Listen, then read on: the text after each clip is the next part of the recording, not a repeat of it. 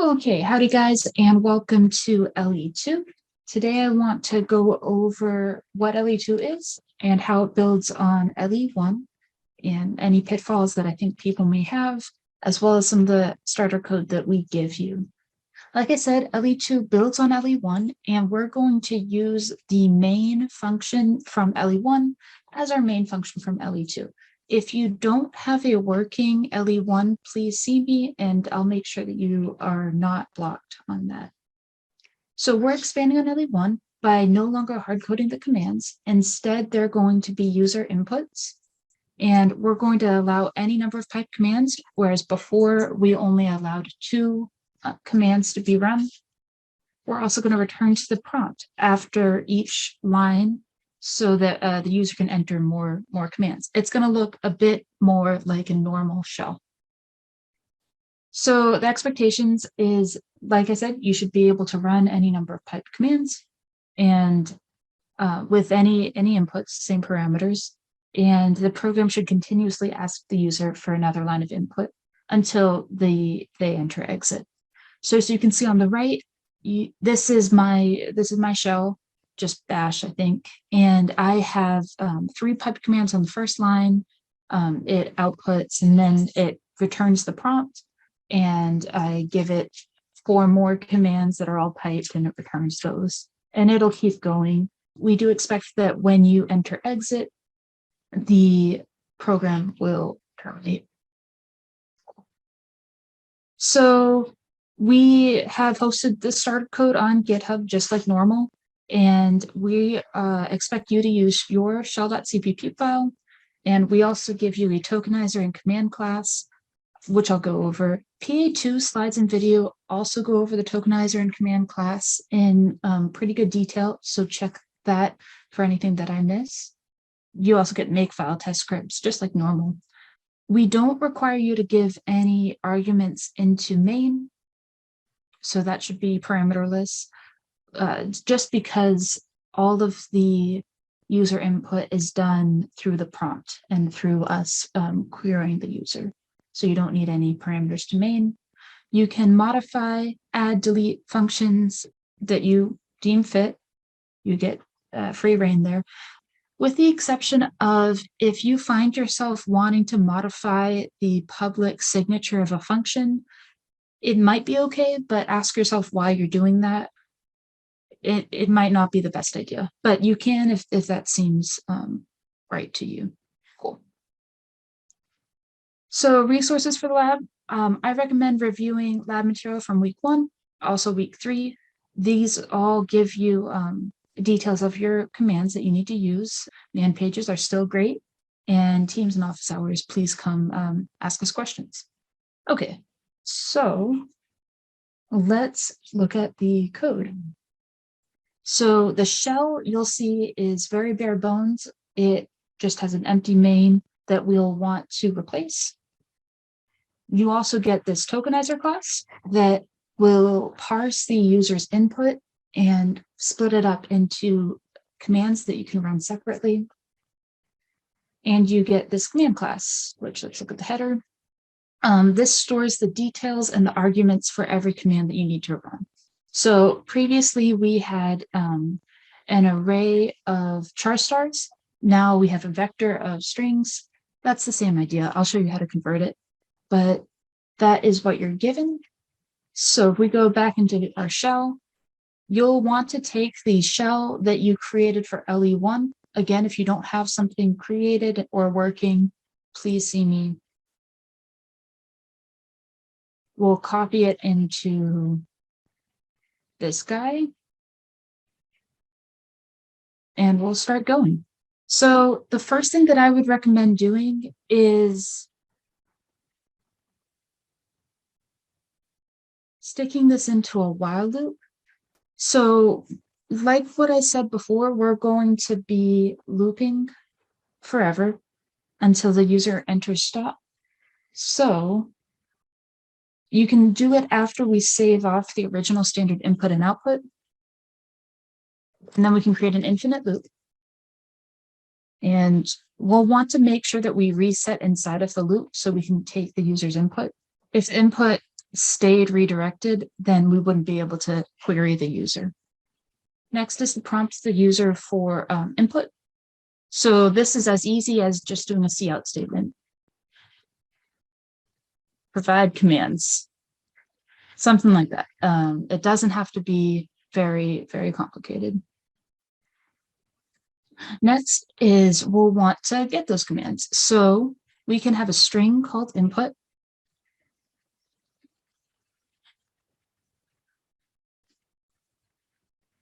And just use getLine cin because we're reading from the standard input, and input because that's our variable.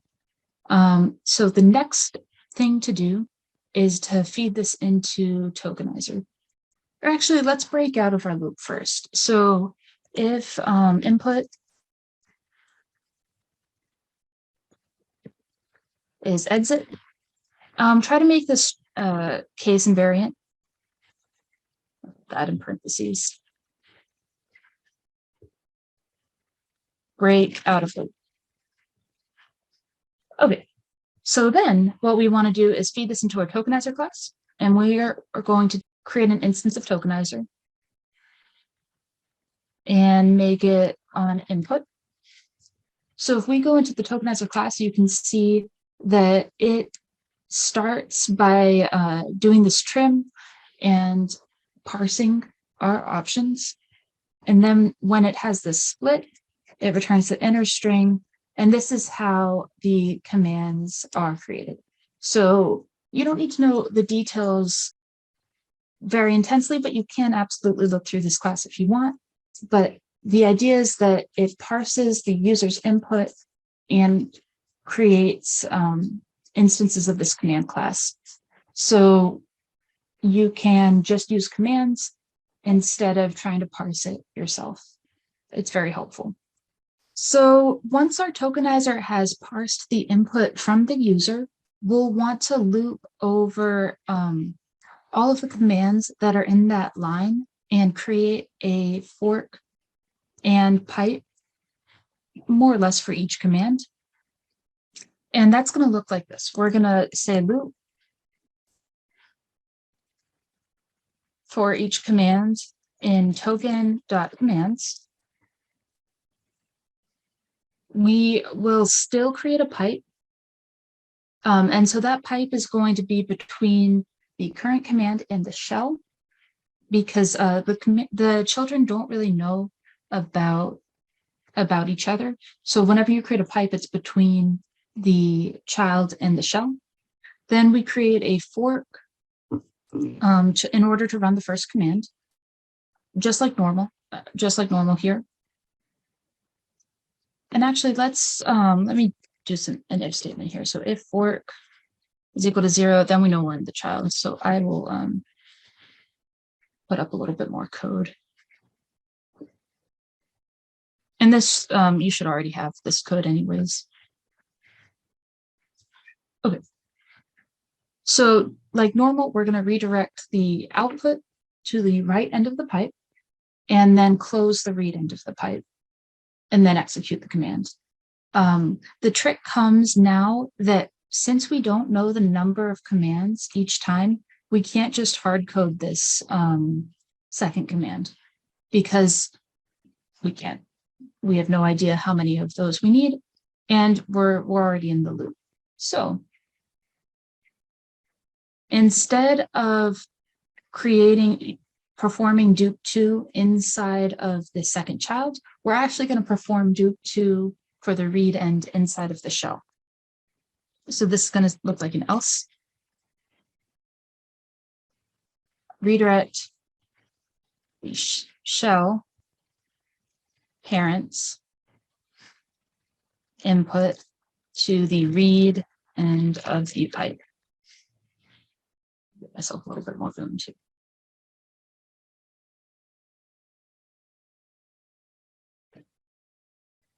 Okay, and then we close the right end of the pipe just like normal.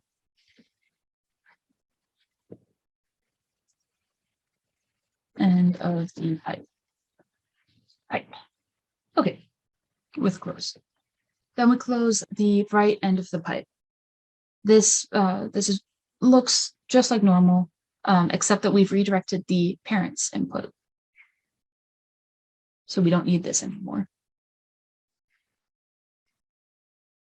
And to help the readability, let me actually create this loop.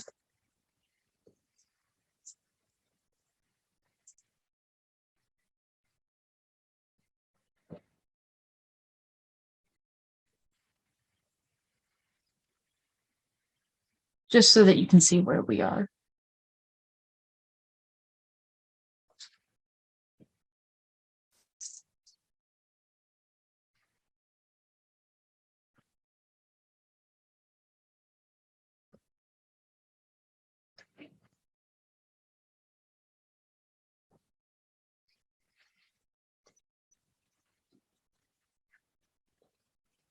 STDL.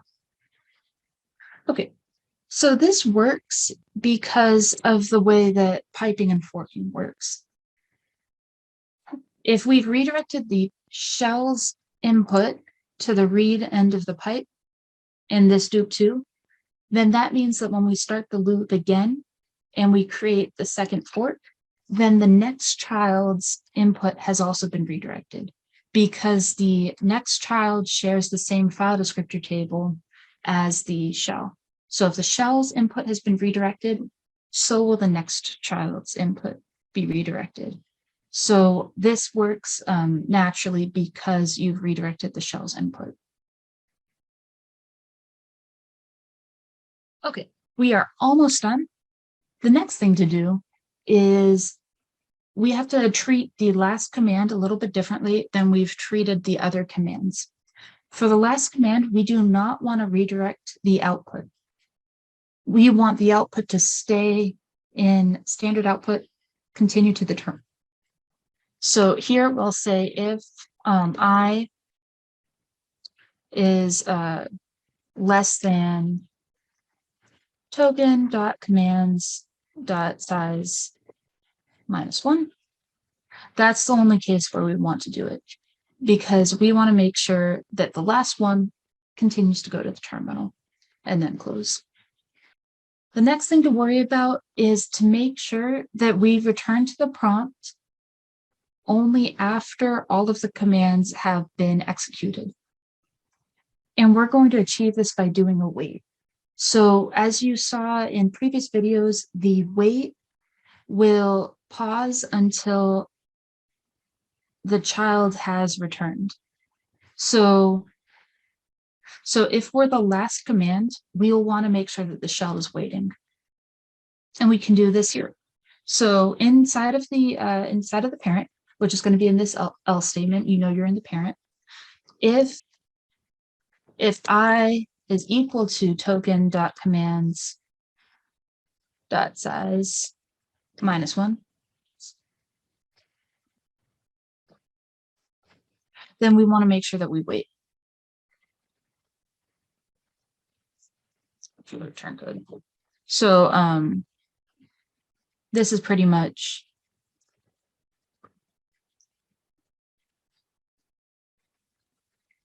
wait until the last command finishes. So this will stop us from returning to the prompt until we're ready. And then we return up to the prompt, and we will continue running. If you do this before you start on PA2, I think that you've got a good grasp of the fundamentals that's needed for PA2, and you should also get a couple of those auto graders test cases completed.